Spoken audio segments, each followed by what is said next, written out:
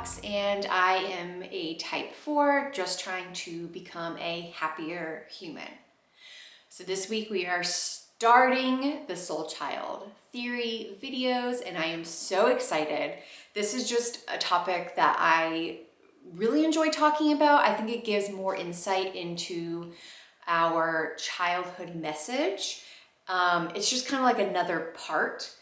And so this week we are going to start with type 6. But first, if you are enjoying this content, please click that buy me a coffee button up top because it helps support me, it helps support this content, and I just really like coffee.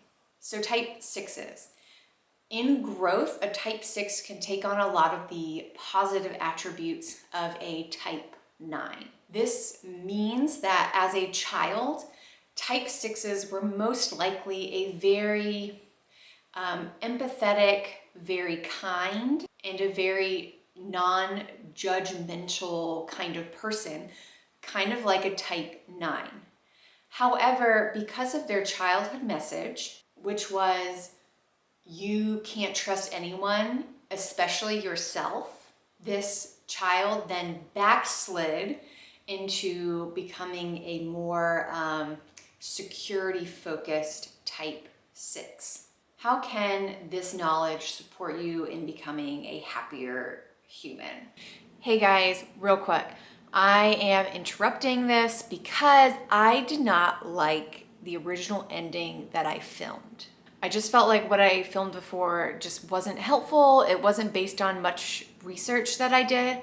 So after doing some research, I've decided to film this ending again. So type 6s, how can you get in touch with your inner child, knowing this information that I just talked about? My suggestion and what I have found in a lot of the research that I have done is that you need to do something that is mindful or mindless. So mindful can be something like meditating, taking a meditation class, because I know sometimes I need that accountability, or it can be doing yin yoga, which is that really slow yoga where you're holding poses for like a couple of minutes. It's just a really great way to slow down. And I know personally that when I have done yin yoga, it is a great opportunity for me to think, because I actually have time to think when I'm going that slow, and to tell myself, hey, you did a really good job today. You made it through your day, and then thank your body for helping you. Even if you can't, do poses the way you think you should, it's still a good opportunity to say, you know what, thank you legs for working. Thank you for being willing to stretch, things like that. And when I say mindless, doing things where you don't have to think at all.